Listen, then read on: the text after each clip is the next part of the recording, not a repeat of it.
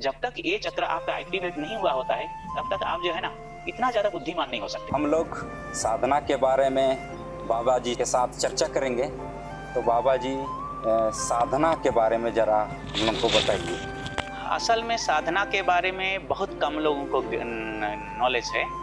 साधना का मतलब बहुत से लोग सोचते हैं कि आसन, प्राणायाम, भ्रामरी, कसरत ये वो समझते हैं। जी हाँ। लेकिन साधना का असली मतलब वो नहीं है। हालांकि वो जो लोग करते हैं एक्सरसाइज वगैरह, नहाना धोना वगैरह, वो उसका पार्ट है, तैयारी है, वो अच्छी चीज़ है।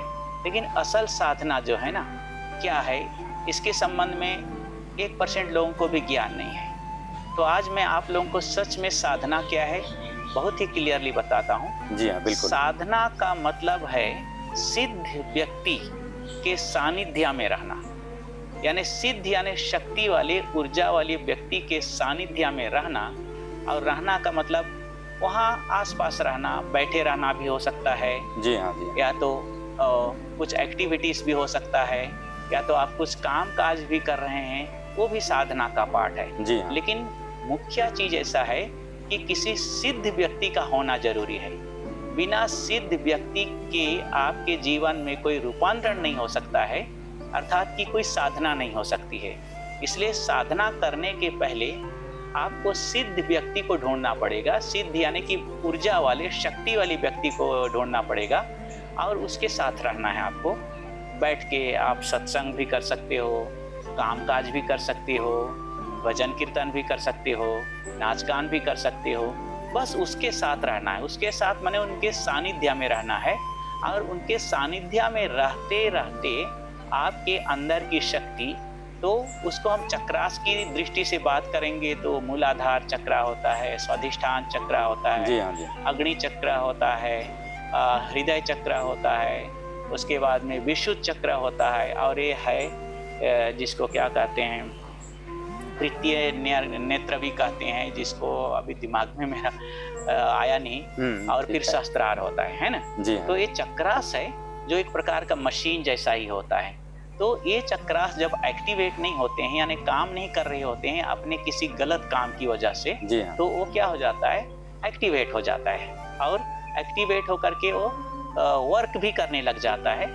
तब हमारी यात्रा चालू होती है, यानी कि हमारी साधना चालू होती है। तो ये शक्ति जैसी जैसी ऊपर चढ़ती है वैसे वैसे हमको स्वयं अलग अलग लेवल पे ज्ञान होता है। और वही सच्चा ज्ञान है। किताब पढ़ करके हमें जो ज्ञान मिल रहा है शक्ति के बारे में, वो ज्ञान कोई ज़्यादा काम का नहीं है जब तक कि आप स्वयं अनुभव नहीं करेंगे। जी हाँ। तो फिजिकल माने लेवल को आपको अगर अच्छा मेंटेन करना है, यानी कि शारीरिक रूप से अगर आपको स्वस्थ रहना है, तो आपको आपका मूलाधार चक्र अच्छा होना चाहिए। तो बहुत से लोग बीमार होते रहते हैं, उनका मूलाधार चक्र या तो एक्टिवेट नहीं हुआ होता है या तो उल्टी दिशा में घूम रहा होता है। जी हाँ, जी। तो सिद्ध व्यक्ति के साथ बैठने मात्र से वो ऑटोमेटिकली धीरे धीरे सेट हो जाता है, यानी एक्टिवेट हो जाता है और सक्रिय भी हो जाता है। फिर इसके बाद दूसरा जो है स्वाधिष्ठान चक्र। जब स्वाधिष्ठान चक्र आपका एक्टिवेट हो जाता है और वर्क करने लग जाता है, तो आपका इमोशनल प्रॉब्लम खत्म हो जाता है। तो उसके बाद में तीसरा जो चक्र है वो अग्नि चक्र होता है। वो लगभग ये आसपास होता है, ये जो छाती दिखा रहा हूँ ये आसपास होता है। तो ये चक्र अगर किसी का एक्टिवेट नहीं हुआ होता है तो उसके पाचन क्रिया में कुछ ना कुछ डिस्टर्बेंस होता है। और उसके बाद दूसरी बात ये भी है, जब तक ये चक्र आपका एक्टिवेट नहीं हुआ होता है तब तक आप जो है ना इतना ज़्यादा बुद्धिमान नहीं हो सकते हैं। यानी कि आपके पास सवाल पूछने की क्षमता नहीं होती है, या तो क्वेश्चन करने की क्षमता नहीं होती है, या तो आप जो है एनालिसिस भी नहीं कर सकते, या तो खोज भी नहीं कर सकते हैं। अच्छा। यहाँ जिसकी शक्ति है वो आदमी साधारणतः फॉलोअर नहीं होता है, लीडर होता है। अच्छा, क्वेश्चन करता रहता है, ऐसा क्यों करता रहता है, वही खोजी आदमी है। फिर यहाँ से ऊपर जाना माने हृदय तक जाना बहुत कठिन है, क्योंकि यहाँ से नीचे का लेवल मेंटल लेवल के अंतर्गत आता है। जी हाँ। तो मन मेंटल लेवल से माने कि स्पिरिचुअल लेवल में बिना किसी गुरु की आप यात्रा नहीं कर सकते हैं, क्योंकि मन बहुत जिद्दी है और बहुत ही क्या कहना चाहिए, चंचल बोलो चाहे जो भी बोलो, लेकिन वो मरना नहीं चाहता है। क्योंकि आध्यात्मिक यात्रा का मतलब है कि मन की मृत्यु। तो कोई मरना नहीं चाहता है, बिल्कुल। शरीर भी मरना नहीं चाहता है, मन भी मरना नहीं चाहता है। इसलिए बिना गुरु का यहाँ से हृदय तक यात्रा करना बहुत मुश्किल होता है, यानी कि लगभग असंभव सी बात है। तो यहीं पर गुरु की आवश्यकता होती है। और जब किसी के गुरु के साथ रहते रहते आपकी ऊर्जा अगर यहाँ से यहाँ पहुँच गई और यहाँ आपकी ऊर्जा अगर 50% भी हो गया, जी हाँ, है ना, क्योंकि यहाँ पर मन और आत्मा दोनों रहता है 50-50%। अच्छा। तो यहाँ से मन का आखिरी पड़ाव है ये और आत्मा का पहला पड़ाव है। तो आत्मा अगर कम से कम माने कि यहाँ की शक्ति 50% भी एक्टिवेट हो गई है, वर्किंग स्टेज में है, तो उधर आप यात्रा कर सकते हैं, नहीं तो उधर यात्रा नहीं कर सकते हैं। और यहाँ से आगे की यात्रा अकेले की यात्रा है। कहाँ से? हृदय से। अच्छा। तो हृदय से यहाँ से ये आत्मा की यात्रा यहाँ से चालू होती है। तो यहाँ से यहाँ तक परमात्मा की यात्रा है। अच्छा, उधर अकेले यात्रा करना तो यहाँ जब तक आपकी शक्ति नहीं पहुँच जाती है ना, तो आप परमात्मा की दुनिया को नहीं जान सकते हैं। तो यहाँ से आत्मा की यात्रा यहाँ आते आते यहाँ जब पहुँच जाती है, तो यहाँ परमात्मा की दुनिया की पहली चरण है। ये परमात्मा की दुनिया की पहली चरण है। तो यहाँ से यात्रा करते करते ये यात्रा यहाँ तक आ जाती है, तो ये परमात्मा हो जाता है।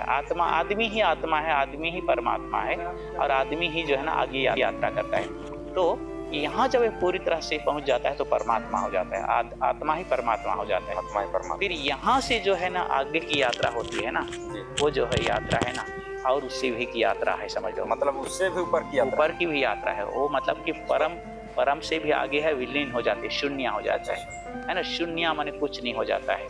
अब मोटी मोटी भाषा में यहाँ तक ऐसे समझ सकते। अच्छा, तो हाँ, तो इसलिए हम बात कर रहे थे साधना की। तो साधना आप अकेले करेंगे तो आपकी साधना ज़्यादा नहीं हो सकती है। हाँ, आप फिजिकल लेवल में, इमोशनल लेवल में थोड़ा बहुत जो है ना एक्सरसाइज वगैरह करेंगे, प्राणायाम करेंगे, या तो भ्रामरी करेंगे, या तो ओंकार वगैरह करेंगे, तो उससे आपको थोड़ा मोड़ा ऊर्जा मिलेगी, जो कि फिजिकल फिटनेस, इमोशनल फिटनेस के लिए सहयोग होगी। और लेकिन गुरु के साथ करेंगे तो गुरु के साथ अगर सच्चा गुरु है ना, तो वहाँ पर ये सब करना एक बहाना है, यानी कि एक प्रकार का प्रिपरेशन है ना। क्योंकि ऊर्जा जब नीचे से ऊपर बैठती है ना, तो पहले शरीर शुद्ध होना चाहिए। अगर आपका शरीर शुद्ध नहीं है और ऊर्जा जाग जाएगी तो आपको बहुत प्रॉब्लम होगा, यानी कि आप मर भी सकते हैं, ऐसा है।